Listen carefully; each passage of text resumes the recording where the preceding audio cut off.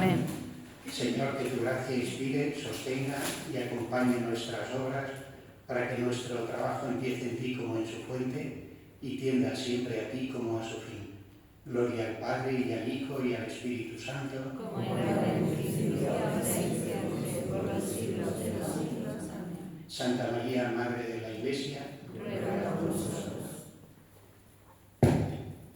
Señor Obispo, José Rico Paver, su acogida y el interés y el esfuerzo que ha puesto en estar presente aquí en este acto de la presentación de la primera biografía de María Isabel González del Valle, que a pesar de su salud todavía un poquito convaleciente, pues ha querido contribuir a que se conociese la vida ejemplar de María Isabel en esta ciudad de Jerez, que para nosotras es muy querida, especialmente porque fue testigo de los últimos años de apostolado de nuestra fundadora y sobre todo de su última enfermedad y de su muerte. Ella muere en Jerez el 6 de junio de 1937, aquí en una casita en la calle, en la placita donde desemboca la calle Monjas Victoria, en el número 3. Entonces, ahí fallece en una pobreza grandísima y después pues, de haber entregado todo lo que era al Señor, ¿no? Entonces, muchísimas gracias, don José, y esperamos que él cierre el acto con su palabra y con su bendición episcopal. Bueno, yo me presento, soy la hermana María Leticia Montero Granado y soy la actual directora de la Misionera de las Doctrinas Rurales, que somos una asociación de seglares consagradas y que es fundadas por el ya beato Tiburcio Arnay, padre Tiburcio Arnay, jesuita, también muy querido aquí en la diócesis de Jerez, en alguna parroquia este fin de semana, cuando hemos estado repartiendo los folletos de María Isabel y invitando a este acto, algunas personas nos decían: yo quiero una estampa del padre Arnay, que aquí lo queremos mucho, y de hecho se está estudiando ya en la diócesis de Zaragoza el posible milagro de la canonización del padre Arnay, y es un hijo de Jerez que está casado con una mañica, con una de Zaragoza, y el padre de esta chica tuvo un derrame cerebral muy grande, tanto que lo dejaron desahuciado y le dijeron que no había nada que hacer y que sí, en caso de que recuperara sería con muchas secuelas. Y un sacerdote les dijo a estas familias, una familia muy cristiana, pues les dijo que si querían, que lo bueno cuando era un caso así desesperado era encomendárselo a un beato que necesitara el milagro de la canonización, porque si el Señor no nos concedía la gracia por la fe con la que nosotros lo pedíamos, si quería glorificar a su santo, lo alcanzaría. Y precisamente este chico que era de Jerez, y desde pequeñito en su casa había visto los boletines y esto, pues le dice a su mujer: oye, ¿por qué no se nos encomendamos al padre Arnay? Y empezaron a hacer la novena, y ellos dicen que cada novena que terminaban era una mejoría. Bueno, este señor sabía 5 idiomas, ha recuperado totalmente la memoria, conduce, está perfecto. Entonces, actualmente en la diócesis de Zaragoza está estudiándose el proceso ya del milagro de una posible canonización, el posible milagro para la canonización del padre Arnay.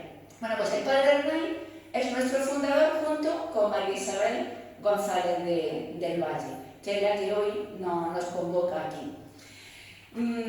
Bueno, parece que el Señor ha querido que el evento haya estado un poquito marcado por la cruz, que es la señal del cristiano. Entonces, empezando por mi caída, que me caí hace 3 semanas, y bueno, aquí vengo con mi bracito todavía encarcelado, pasando por la enfermedad del señor obispo, que también decíamos: Dios mío, no podrá estar porque está malito, lo tengo que volver a intervenir. Y para colmo, pues ahora resulta que la madre de don Alberto José, que es el autor del libro, pues el domingo se cayó y ayer la operaron de urgencia, una señora que tiene un Alzheimer bastante avanzado.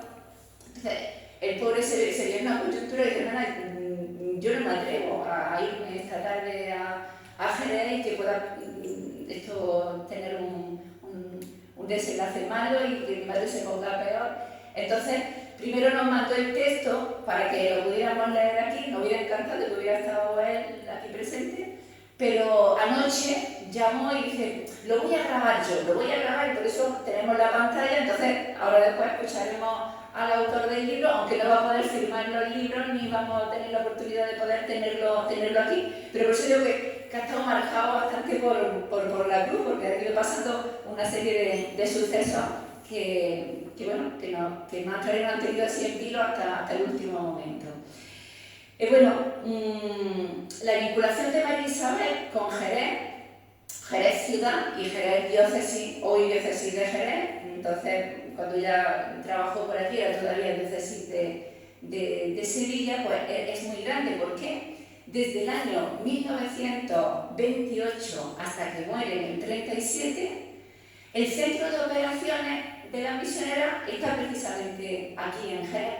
Digo centro de operaciones porque nosotros no fundamos en las ciudades, sino que normalmente tenemos una casa que nos sirve pues, para dejar los trastos, porque vamos con la casina puesta a los pueblos, a los cortijos, a los barrios marginales donde trabajamos, y la casa sirve pues, si hay una enfermedad o en el verano si nos juntamos para hacer los ejercicios espirituales. Entonces, ¿cómo llega María Isabel hasta aquí, hasta Jerez? Pues muere el padre Hernán. Hasta entonces el padre Hernán reside en la residencia de los jesuitas de Málaga. Entonces el centro de operaciones lo tenían en Málaga, en una caseta de Málaga, y por ahí se iba moviendo, aunque desde Málaga ya vinieron a trabajar. Viviendo el padre Hernán, las misioneras están en La Muela, que pertenece a Algodonales, por ejemplo, trabajan con las lemas y parte que ya pertenece a la diócesis de Jerez, pero estaban todavía en Málaga. Pero muere el padre Hernán, con la fama de santidad que tenía, en el año 1926, y ella se queda huérfana. Aquello no lo entendía nadie, le parecía una locura, unas mujeres jóvenes que se fueran a los campos, no cabía en la cabeza, había que estar en un convento, había que estar protegida por alguien. Entonces fue bastante criticado, pero con la fama de santidad que tenía el padre Hernán y con el apoyo que le mostró el santo obispo de Málaga, San Manuel González, pues entonces, claro, nadie se atrevía a criticarlo, pero al morir el padre Hernán se quedan totalmente desamparadas. Incluso muchas de las que iban a trabajar pues por los barrios marginales y por los campos y por los pueblecitos de Málaga o de Jerez o de Sevilla, de Cádiz o de Sevilla, que fue donde más se trabajó, pues no sabían con qué apoyo iban a contar. Entonces María Isabel, hay un jesuita en Málaga, que es el padre Bernabé Copado, que ella se empezó a utilizar el confesionario que usaba el padre Hernán. Entonces dijo, bueno, a lo mejor el Señor me lo ha puesto para que sea él el que siga dirigiéndonos un poco y ayudando a la obra. Entonces empiezan a dirigirse con el padre Bernabé Copado, y en el año 28, ahí está el kit de por qué se vienen a Jerez, al padre Bernabé Copado lo trasladan a Jerez, a la residencia de los jesuitas de la compañía, como superior de la casa. Entonces, claro, al venirse él para acá, pues entonces, igualmente estaba trabajando por Andalucía, pero claro, se viene en mayo en el centro de operaciones aquí. El padre Copado primero les alquila una casita en la calle Francos, número 49. Hemos estado allí, pero no sabemos si será o ya no será la misma casa. Ella le llamaban el caserón, porque en Málaga tenía una casita muy chica y que se ve que era muy grande. Pero al cabo de un año aproximadamente, esa casa, se ve que los dueños quieren hacer otra cosa, dejan el alquiler, y entonces le alquila otra. Ellas me escriben que está en la calle Horno, esquina San Marcos, tiene que ser el final de la calle. Entonces dice que era una casita microscópica, que ellos tuvieron también un poquito de alquiler, y al final los jesuitas compran esa casita de Monja Victoria, de la plaza Monja Victoria número 3, la compran ellos, y el padre Copado se la cede para que ellas puedan tener un sitio pues, donde poder refugiarse. Pero no es que ellas estuvieran perennemente en esa casa, ¿no? En el año 28, cuando llegan aquí, lo primero que visionan es donde actualmente está el aeropuerto. Eran los cortijos de los campos de la Parra o el Loro, que era esa parte de los alrededores de Jerez, donde dice que llegaron a tener más de 100 niños en la escuela. Es decir, había 100 niños viviendo en el campo, sin escuela, sin catequesis. Entonces, ellas ¿qué hacían? Normalmente las misioneras cuando se instalaban en los cortijos, porque ellas se iban a vivir allí. Entonces no se podía ir, no había coche, entonces andando eran muchas horas para ir y venir. Entonces ellas, en un cortijito de allí, de una casa que les prestaran o que pudieran alquilar, se instalaban y entonces tenían clase por la mañana para los niños, a media tarde para las niñas y por la noche para los adultos que querían ir. La clase normalmente duraba 2 horas y se dividía media hora de escritura, media hora de lectura, media hora de cuentas y media hora de catecismo. Entonces, era la manera de enseñarles a leer, a escribir, a las principales reglas y después, sobre todo, a formarse como cristianos. Entonces, en esos tiempos vosotros pensáis que las almas estaban muy sanas, no teníamos internet, no teníamos televisiones, no teníamos radio. Entonces, claro, llegar las misioneras a estos campos era que todo el mundo acudía a todas las cosas que organizaran las misioneras. Entonces, tenía muchísimos alumnos y la gente se quedaba muy bien formada, porque en poco tiempo, aquellas almas tan limpias, pues se hacían unos cristianos hechos y derechos. Es decir, en esta parte, esto que estoy diciendo de la Parra, que fue lo primero que catequizaron, dice que los hombres se quedaban con una pena cuando las misioneras se van y dicen, ahora nosotros no tenemos donde reunirnos, porque ya en la casita donde estaban tenían permiso para tener reservado y tenían el Santísimo. Entonces podían visitar al Señor, se reunían antes de la clase de la noche, se rezaba el rosario, se reunía toda la gente. Entonces cuando las misioneras se fueron, ellos se siguieron reuniendo. Tenían una capillita domiciliaria de la Virgen que iba pasando de casa en casa. Donde estaba la capilla de la Virgen, allí se reunía toda la gente de aquel pavo a rezar el rosario, ¿no? Entonces, esa era un poquito la labor que iban haciendo. Después de estar en La Parra, se fueron al Cuervo. Ayer fuimos nosotros al Cuervo.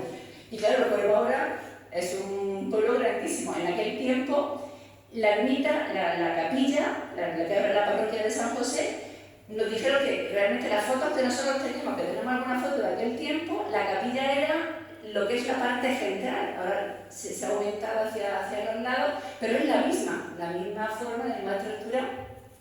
Y fíjense ustedes, esto aquí, en el Cuervo pasa una cosa muy curiosa, una anécdota que siempre las misioneras nos han contado, que es que el cardenal Inundani, como se acababa de hacer la capilla, las misioneras decían, sería mejor que fuéramos antes y preparáramos un poquito a la gente y ya cuando usted vaya a inaugurar la capilla, pues ya está un poquito formada en los cristianos. Pero el cardenal decía, no vaya a estar allí sin iglesia, no, mejor terminamos la iglesia, la hacemos, y cuando ya se termina la iglesia, pues entonces venid. Bueno, pues así lo hicieron. Estuvieron trabajando mientras por aquí y ahora llega el momento de la inauguración. Entonces las misioneras, nosotros conocimos a una de las que estaba allí presente, Carmen Pineda, que entonces era muy jovencita, y entonces dice que el señor después llegó, claro, no tenían ni idea, los pobrecitos no habían visto nunca, ni los niños dicen que en el suelo de la capilla era como si fuera una pista de patinaje, nunca habían visto un suelo tan resbaladizo. Y bueno, y la gente estaba hablando de la iglesia, nadie prestaba atención a la misa, ni a lo que decía el señor cardenal, nada, un desastre. Y al final ya el señor cardenal, que ya estaba nervioso, se vuelve a la gente y dice, por favor, silencio. Entonces hace un silencio sepulcral y uno se dice, digo, el tío Malaje, encima que hemos venido, y se fueron todos. Dejaron al señor cardenal con los que le habían acompañado de Sevilla, lo dejaron solo. Entonces el pobre después se acercó a Marisabel, que también Marisabel las misiones, que Marisabel, ¿cuánta razón tenían? Tenían que haber venido primero ustedes y luego haber inaugurado la capilla. Bueno, pues después fueron al pueblo de las misioneras, allí tenían más de 300 personas en clase, todos los días, con ese ritmo de actividad. Y claro, al cabo de un año, o poco más de un curso, pues nos prepararon primero para la primera comunión. y después para las confirmaciones. Entonces ya vino el señor cardenal otra vez y dice, qué diferencia, claro, que yo era un pueblo cristiano, un pueblo que sabía estar en la iglesia, que sabía lo que estaba haciendo y recibieron prácticamente la confirmación casi todos. Me costó un poquito porque os hagáis la idea de cuál era la labor que hicieron las misioneras por aquí. Después, claro, en el año 31, pues con todas las revueltas que hubo de quema de conventos, de todo esto, entonces el padre Copado le dio mucho miedo de que siguieran trabajando por los campos. Entonces, él había empezado aquí en Jerez a abrir escuelitas, y claro, ahora nosotros, que en estos días hemos visitado un poquito todos los barrios donde podían haber estado, que ahora Jerez está grandísimo, ha crecido muchísimo, pero en aquel tiempo todo lo que estaba extramuros eran barrios marginales, ¿no?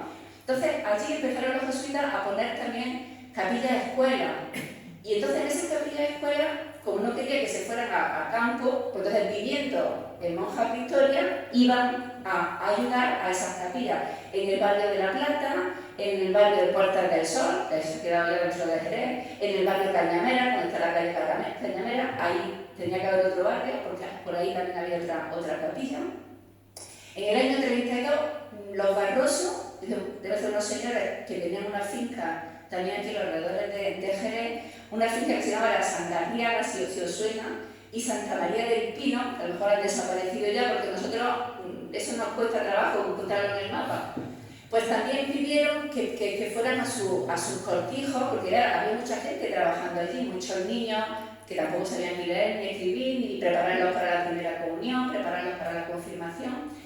Y entonces estuvieron allí, y aquí también pasa una cosa curiosa, y que se ve la valentía y la confianza tan grande, ¿no?, que tienen los santos en el Señor y en la providencia, que el dueño de esa finca grande quiso ponerle un guarda, por si acaso alguien quería meterse con ella o pasar algo, porque España estaba en aquel momento muy revolucionada. Y María Isabel dijo, si nos ponen guarda, no vamos. Nosotros vamos con la gente y nosotros no tenemos ningún miedo a que nadie nos vaya a hacer nada. Entonces estuvieron también ahí trabajando.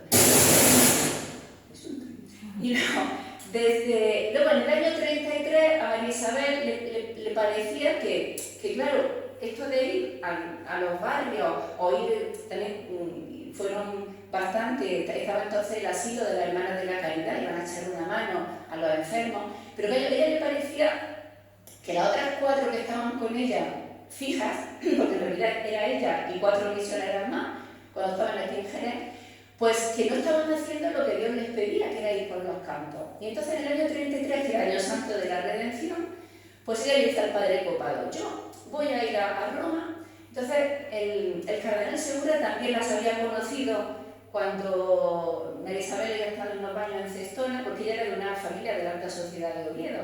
Y allí coincidió con él, y cuando le explicó lo que estaban haciendo por Andalucía, a él le pareció una labor muy bonita. Pero como el cardenal estaba también expulsado, estaba fuera exiliado, estaba en Roma, entonces ella pensó, vamos a ir y le vamos a preguntar al cardenal qué tenemos que hacer y a ver si el Santo Padre nos puede dar algún tipo de bendición o de aprobación, le explicamos lo que estamos haciendo. Entonces se fueron a Roma.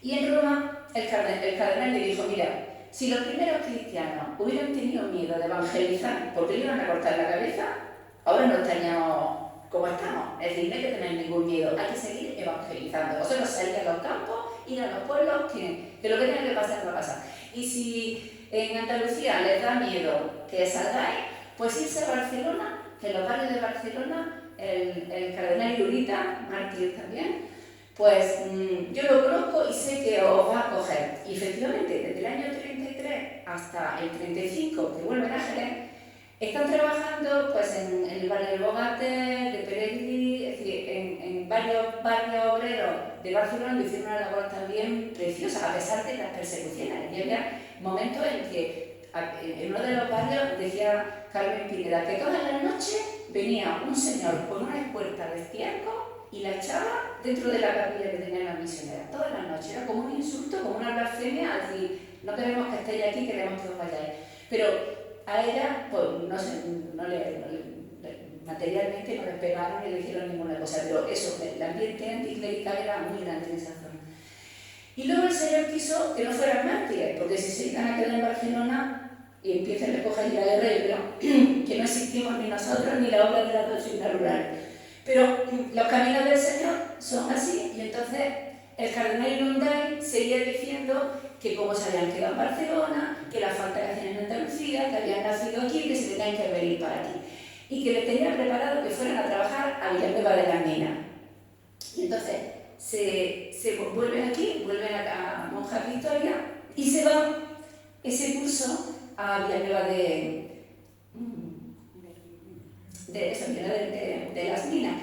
Pero ahí, el año 36, en febrero, están las elecciones. Entonces, ahí se arma un tumulto tan grande, María Isabel le da tanto miedo y dice: hermana, váyanse, le advierten en el pueblo, váyanse, que van a ir a lincharla esta noche. Entonces, se vienen de Villanueva y se vuelven a venir a Jerez. Entonces, ya desde ese momento ya no se mueven de la casita de Monjas Victoria. Siguen haciendo el apostolado que pueden por aquí. Es que prepararon a mucha gente para las catequesis y para confirmarse, para matrimonios, para niños que se tenían que bautizar.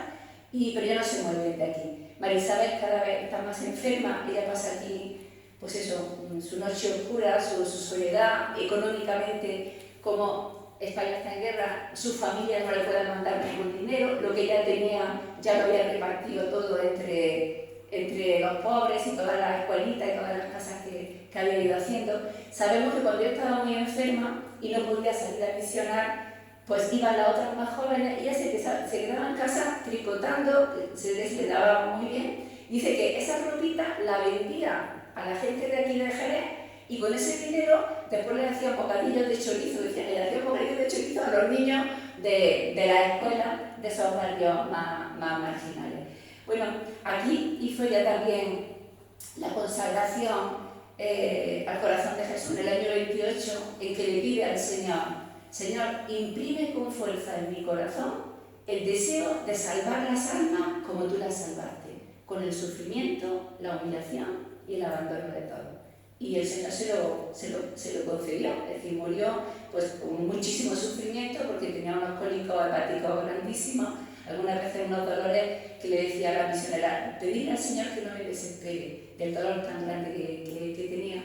No podía ir ni a la iglesia. Cuando iban las misioneras a la iglesia de San Marcos a comulgar, cuando venían decía: ponte aquí cerquita de mí, que tú acabas de comulgar y estará el Señor más cerquita de mí.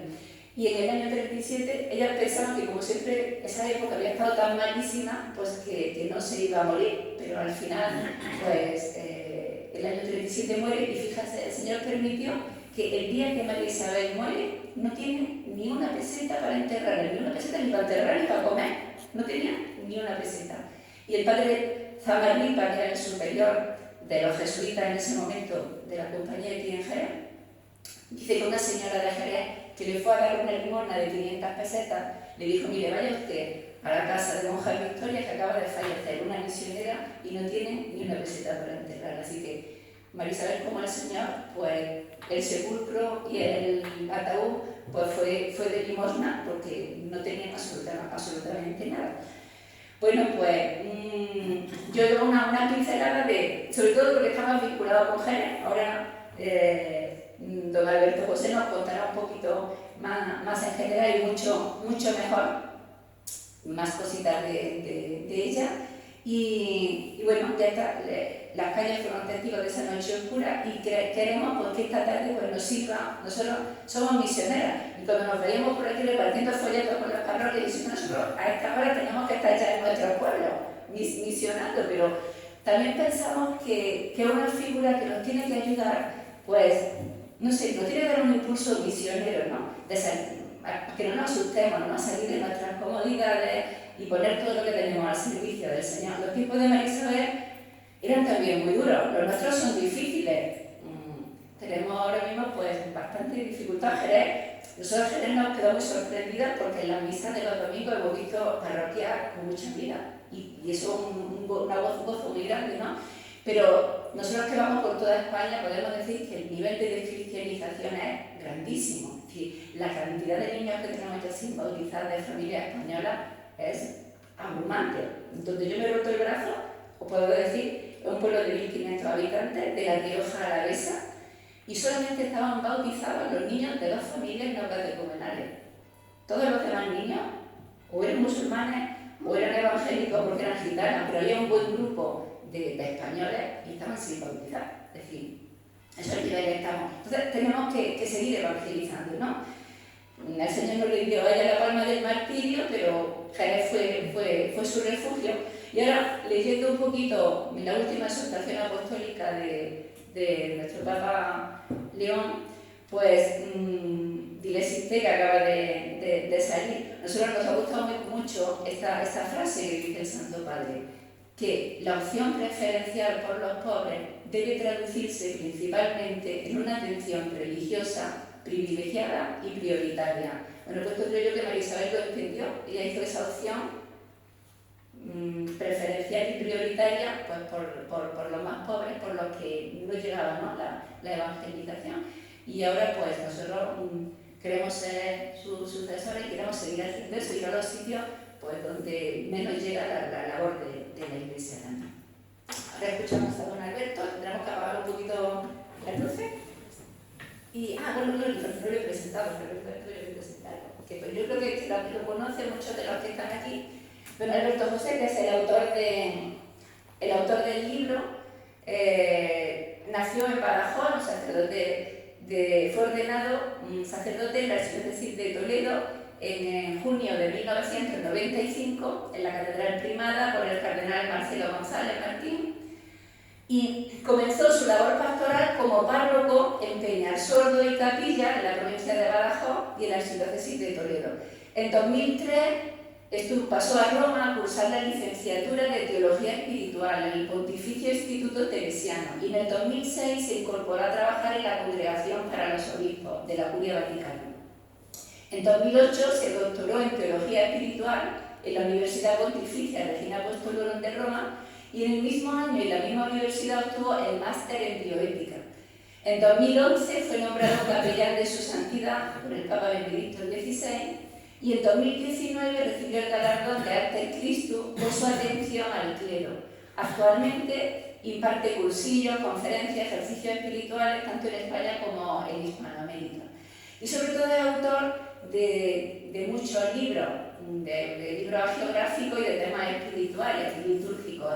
Entre los títulos que tiene publicados tiene Jesús y la Eucaristía, comprendéis lo que he hecho con vosotros, una biografía de Rafael Merri del Val, la vida del Padre Rubio, apóstol de Madrid, del Beato Marcelo Espínola, el bien a mano llena, de don Marcelo, amigo fuerte de Dios, de Juan Pablo II, santo súbito, de la Madre Maravilla de Jesús, destellos de su vida, de la Madre Santa María Micaela del Santísimo Sacramento, de la Madre Genoveva Torre, de la Madre Teresa de Jesús Romero, un fruto de la Inmaculada.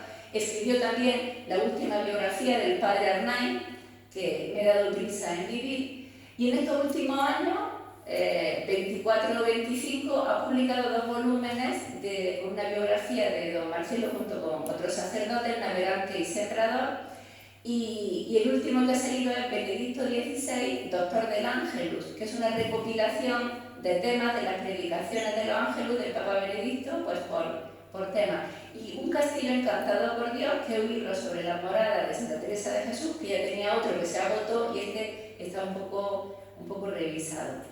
Y a punto de aparecer, si no ha salido ya, está de León XIII a León XIV, unidos por el Rosario. Y otro muy interesante, que no ha salido todavía, está a punto de salir, que es Cartas a un joven de hoy, que es un elenco de cartas según la espiritualidad de San Carlos Acuti y San Pier Giorgio Frassati, estos dos últimos santos jóvenes canonizados. Y son, según la espiritualidad de ellos, pero dirigidos a la juventud actual, que tiene que estar también muy bonito. Además tiene un canal de YouTube con muchos temas de espiritualidad que os lo recomiendo, porque es muy bueno para ir formándonos más y fortaleciendo los enlaces. No tenemos la suerte de tenerlo aquí, pero bueno, lo vamos a escuchar. A ver si para esa vuelta ya está. ¿Apagamos? Sí.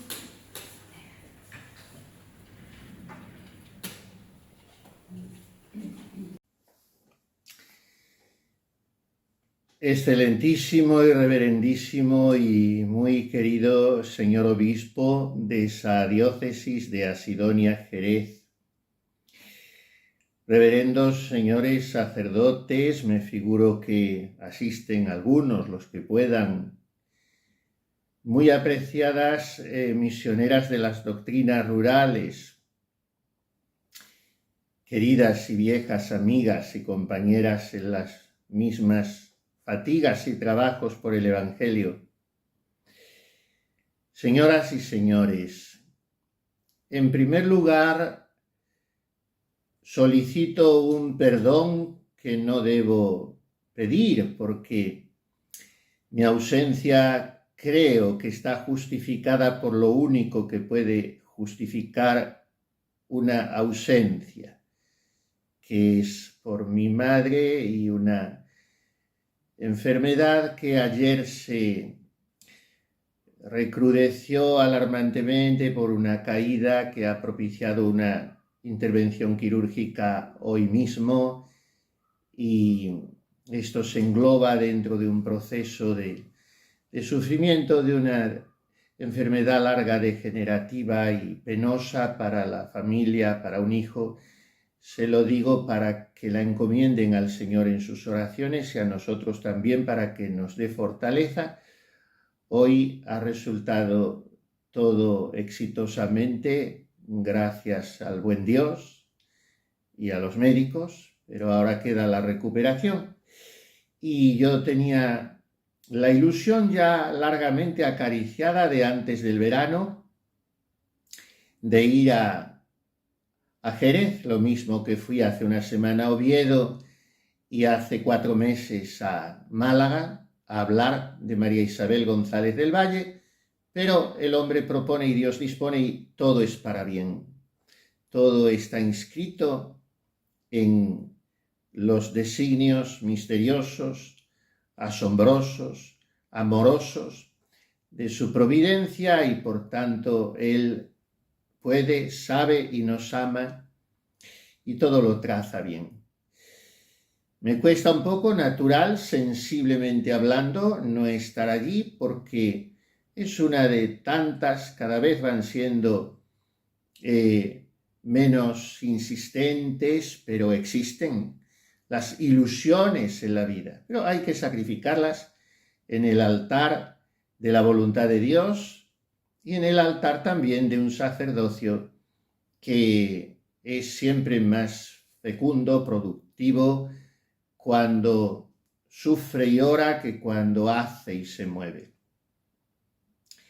Y dicho todo esto, les confieso que aunque sea por este conducto cibernético, virtual, estoy muy contento de estar con ustedes y de comunicarme con ustedes en esta tarde otoñal de ese eternamente primaveral Jerez de la Frontera, ciudad de fe, de arte, de nobleza de espíritus y bonomía de gentes rientes y luminosas.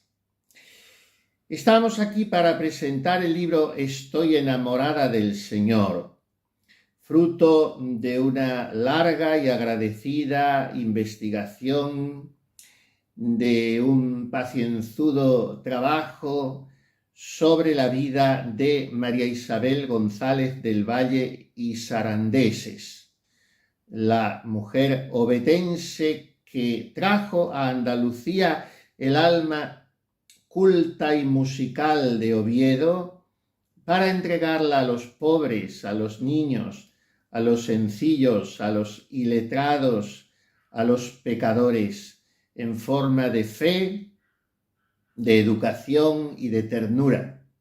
El título del libro, Estoy enamorada del Señor, no es un adorno, ni es un hallazgo literario.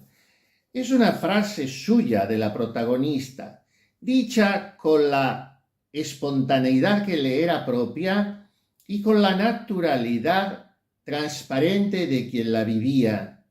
Esa frase, estoy enamorada del Señor, contiene toda su biografía y todo su secreto. En ella se resumen sus raíces, su vocación y su destino. La hija de una familia asturiana, pudiente, culta y musical, que acabó muriendo pobre, desconocida y alegre y feliz. en una humilde vivienda de esta ciudad de Jerez de la Frontera, después de haber gastado su vida, y de qué manera, por amor a Cristo y a las almas. Adentrémonos, iba a decir con los pies descalzos, con la capacidad de estupor de los niños, en el itinerario de esta vida luminosa. María Isabel nace en Oviedo en 1889, duodécima de 15 hermanos, en una familia donde la música era la lengua paterna. Su padre, el prohombre Astur don Anselmo González del Valle, gran pianista, gran compositor, gran mecenas de las artes, había dado a la ciudad su primera sociedad filarmónica. Bien merecía, pues, don Anselmo llevar, como lo lleva, el nombre de una calle de Oviedo y dar él mismo su nombre al Conservatorio Superior de Música de la legendaria Vetusta. En aquel hogar, un palacete después de otro, por la gran capacidad adquisitiva de los González del Valle, se respiraban la cultura, la elegancia y el sentido del deber, tres rasgos que María Isabel transformará, corriendo los años, en apostolado y caridad. A sus casi 30, en 1920, en Madrid, durante unos ejercicios espirituales de San Ignacio practicados con un jesuita, el padre Castro, que sería su primer director espiritual, ella siente la llamada interior de Dios con una claridad que ya no la abandonará nunca, pero no sabe el cómo. Todavía no se le dibujan nítidamente las concreciones de esa llamada que resultará un poco inédita en sus formas. A los pocos meses de esos ejercicios conocerá al jesuita, hoy beato, desde el año 2018, padre Tiburcio Arnaiz, con quien iniciará la obra de las doctrinas rurales, una de las aventuras espirituales más bellas, más apostólicamente atrevidas, más originales y rompedoras, y al mismo tiempo más discretas de la Iglesia española en todo el siglo XX. Aquella obra no fue una congregación al uso, sino un movimiento de evangelización sencilla pero heroica, donde se aunaban la enseñanza, la catequesis, la promoción humana y el protagonismo absoluto de la presencia eucarística, Jesús sacramentado, a entronizar el cual en sus misiones, en sus doctrinas, alentó a María Isabel el hoy San Manuel González, obispo de Málaga, el obispo de los Sagrarios Abandonados. María Isabel entendió que la pobreza del campo andaluz precisaba algo más que recursos. Necesitaba dignidad, belleza y fe. Así lo había aprendido en su casa ovetense. La belleza educa, ennoblece, eleva, afina. Y con esa convicción de ser, sintiéndose tan pobre, sembradora, sin embargo, de belleza con mayúsculas, recorrió aldeas y cortijadas. Subió la que era tan perezosa para andar en sus años mundanos, subió caminos polvorientos, a veces durante kilómetros, en las procesiones que organizaba con los lugareños, o para visitarles a estos mismos, montada en una trastabillante cabalgadura. Enseñó a leer y a rezar. Fundó pequeñas escuelas en Málaga, en aquella evangelización de los corralones malagueños que llevaba a cabo el santo padre Tiburcio Arnaiz. Se llamaban a estas escuelitas una miga. Pues María Isabel iba fundando pequeñas migas, pequeñas escuelas, y cuidó con ilimitado esmero la liturgia, los actos eucarísticos, la participación en la Santa Misa, en cada pobre iglesia, cuando podían contar, y ello no era siempre, con un sacerdote. Siempre enferma, muy quebradiza de salud desde joven, trabajaba sin descanso. Sus viajes eran no solo apostolado, sino penitencia. Dormía en casas o chozas muy humildes, comía lo que había o le daban, vestía con sobriedad casi irrisoria y en medio de todo ello irradiaba una serenidad que impresionaba e impactaba. Sabía que la alegría es el perfume del alma que ama a Dios y se deja amar por Él. Pero después de habernos adentrado en el itinerario de su vida luminosa, caminemos con ella hacia la última etapa de esta vida, hacia Jerez, este Jerez donde estamos. Tras la muerte del beato Arnaiz, del padre Arnaiz, en 1926, María Isabel continuó, aunque se habían marchado ya casi todas las seguidoras del santo misionero jesuita tras la muerte de éste, con las poquitas aguerridas, audaces, intrépidas que quedaban, María Isabel continuó la obra bajo la dirección de otro hijo de San Ignacio, el padre Bernabé Copado, famoso a nivel literario por haber escrito varios libros sobre la cruzada española y sus mártires, puesto que él fue capellán en muchos frentes. Pues este padre Copado, con sus ribetes peculiares, porque a veces iba un poco más allá de lo que María Isabel le indicaba en cuanto a lo que ella sentía como llamamiento divino, con un sí es no es de posesividad, fruto de su juventud quizá, pero el padre Copado sería, repito, con sus más y sus menos, su nuevo guía espiritual. Cuando la guerra civil sacudió España y la Compañía de Jesús fue disuelta y dispersada, el padre Copado estaba en Jerez de la Frontera y María Isabel, ya muy enferma, agotada por los años de sacrificio, en medio de cólicos nefríticos, de balnearios, de estancias largas en la cama, lo siguió a este padre Copado movida por la obediencia y por la fidelidad al espíritu de la obra que ella siempre entendió que era el espíritu del padre Tiburcio Arnaiz hoy en los altares. Entonces María Isabel llega a Jerez sin medios, sin casa propia, sin contactos, confiando solo y nada menos que en la divina providencia. Encontró refugio en una vivienda muy modesta, alquilada, de paredes desnudas, donde se instaló con aquel exiguo puñadito de jóvenes compañeras que compartían su ideal de vida.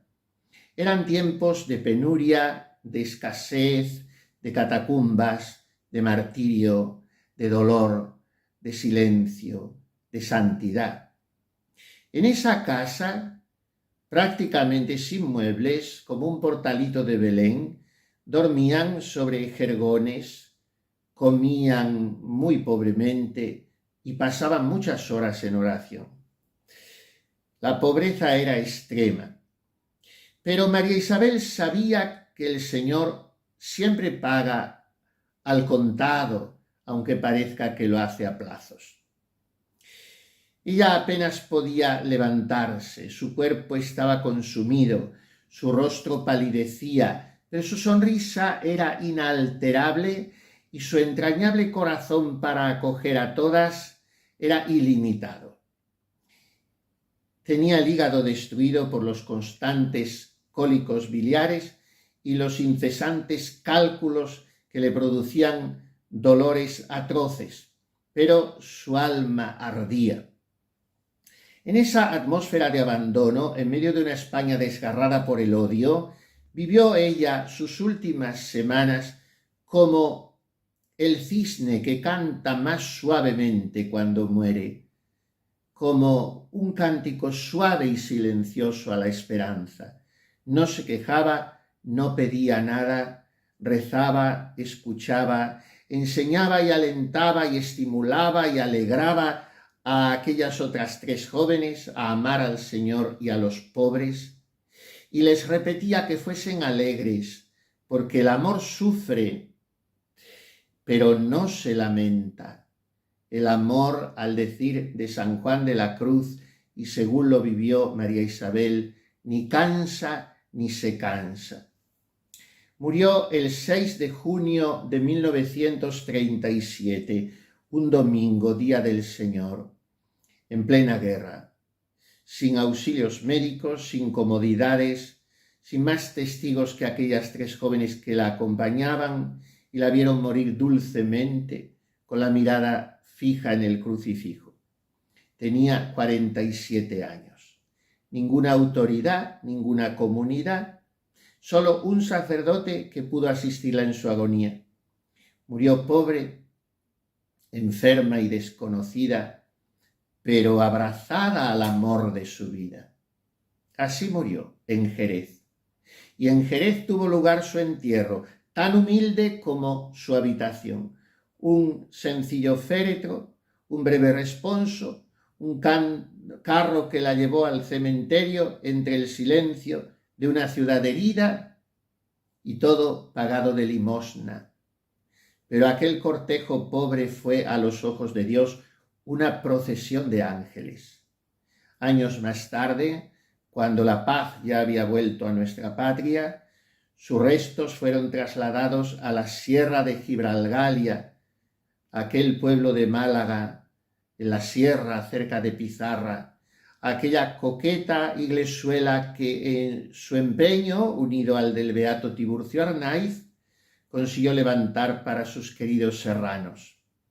Era el lugar donde había nacido la primera doctrina rural, y allí reposa su cuerpo, pero algo de su alma quedó sobrevolando en este Jerez, donde había vivido su Viernes Santo de amor entregado y pobreza feliz.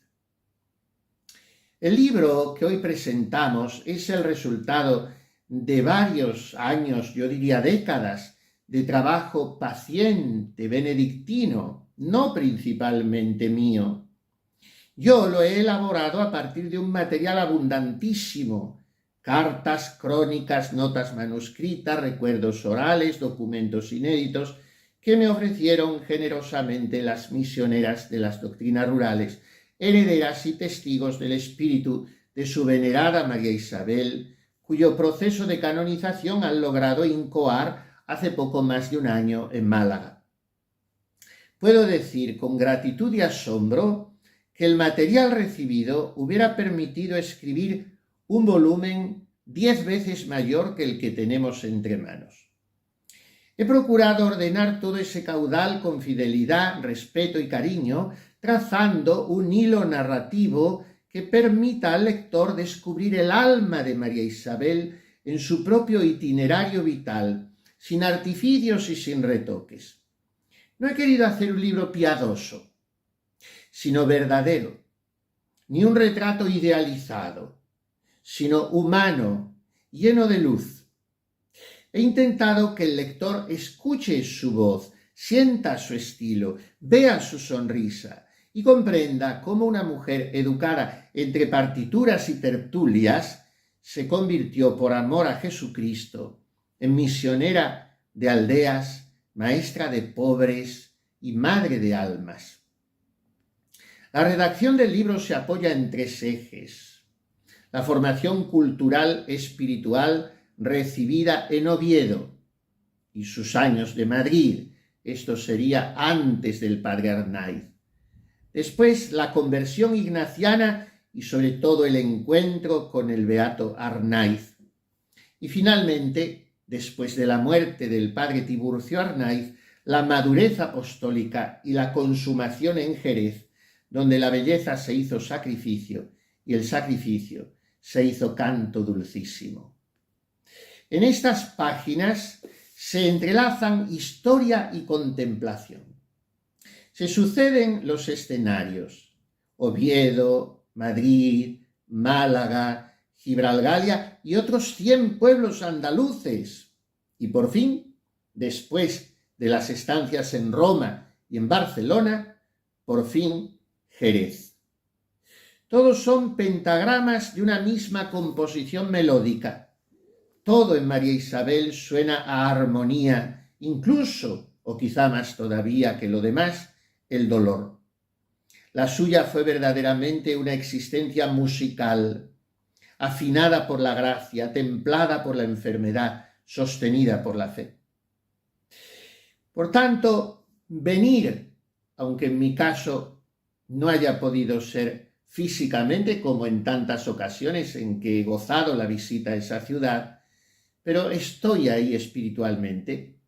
Venir a Jerez con este libro es volver al santuario de la entrega de María Isabel, porque en Jerez ella apagó su cuerpo, pero empezó a brillar más su espíritu. Aquí donde vivió su pobreza más profunda, alcanzó su libertad más alta, la del cielo. Esta ciudad fue para ella el altar del sacrificio, pero también fue la cuna de una obra que no ha dejado de dar fruto.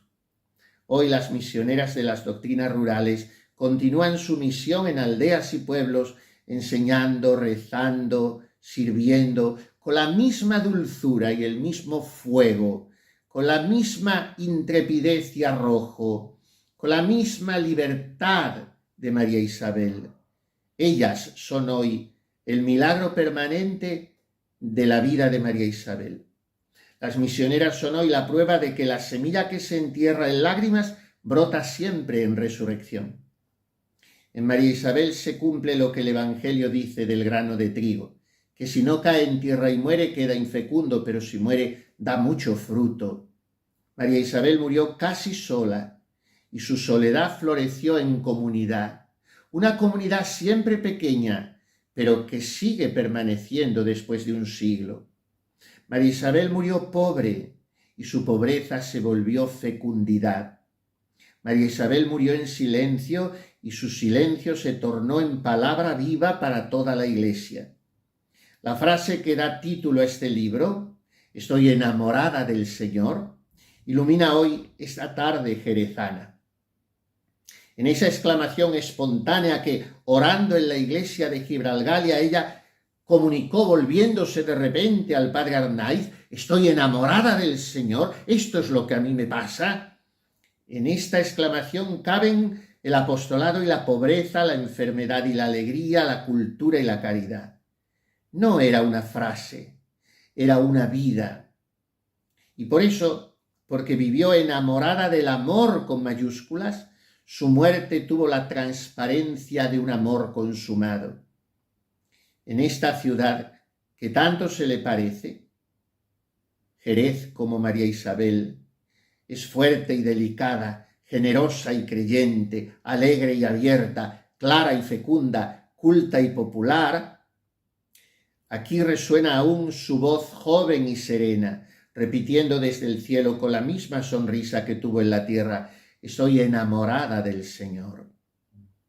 Al concluir esta presentación, no puedo sino expresar una profunda satisfacción interior, la de ver finalizado un trabajo largo y entrañable, que nació de la admiración y se alimentó del agradecimiento.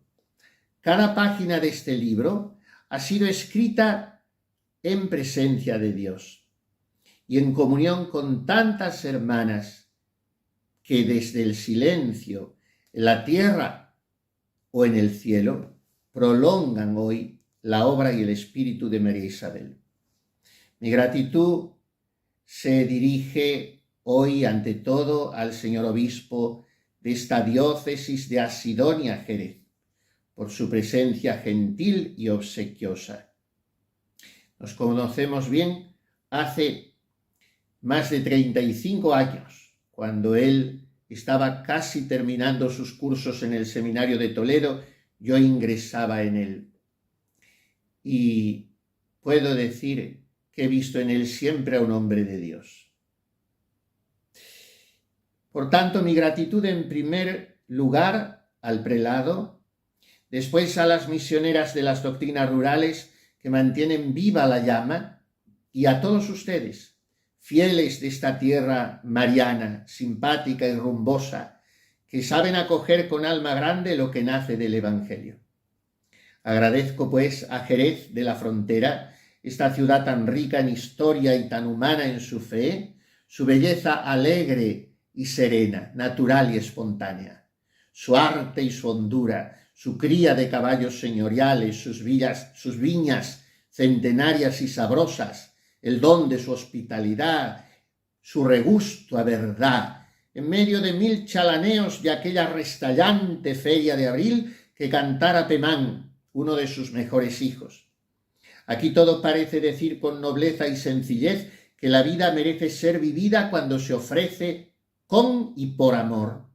Aquí, donde reina María Santísima, Señora del Carmen y de la Merced, dos nombres que son caricia y refugio, aquí María Isabel descansó, envuelta en la ternura de la Virgen. Y doy gracias sobre todo a Dios uno y trino por su hermosura inefable, por su bondad que atrae y transforma, y por la gloria que refleja y transmina en sus santos. Porque al contemplar a María Isabel, mujer frágil y fuerte, culta y sencilla, alegre y crucificada, comprendemos mejor la hermosura de Dios mismo, que reverbera en los que le aman. Que Él reciba como ofrenda este libro nacido del amor, que bendiga a quienes lo lean y que permita que el ejemplo de María Isabel González del Valle siga despertando vocaciones de belleza, de servicio, de santidad. Y que al salir de aquí podamos decir también con alegría y verdad, como ella, estoy enamorado del Señor. Dios les bendiga a todos. Muchas gracias.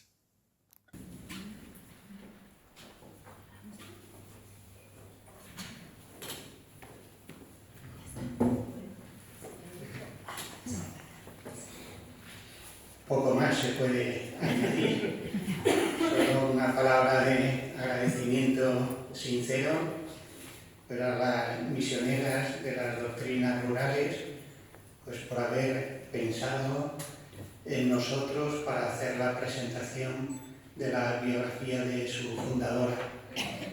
Y escuchando tanto a la hermana María Leticia como a Alberto José González Chávez, 3 brevísimas reflexiones. Primero, un dato que constatamos a lo largo de la historia de la Iglesia. Los santos siempre vienen en racimos. En la vida de los santos encontramos cómo unos se relacionan con otros. Y esa siempre es una lección esperanzadora para nosotros. Busquemos personas santas, procuremos aprender de ellas y veremos cómo a nuestro alrededor todo cambia. Espontáneamente ha ido saliendo junto a la vida de María Isabel González del Valle nombres de santos ya beatificados o canonizados y tantos otros silenciosos pues que hacen verdaderamente que la historia sea de salvación. Una segunda reflexión, que es también una constatación cuando se repasa la historia de la Iglesia. El Señor suscita en cada momento los santos que ese momento requieren. La expresión misioneras de las doctrinas rurales hoy quizás ha perdido su fuerza. La palabra doctrina desgraciadamente la vemos con un uso cada vez más peyorativo. Y sin embargo, en el lenguaje de hace menos de un siglo, expresa los contenidos de la fe, sin los cuales no se puede sustentar la vida de los seguidores de Cristo.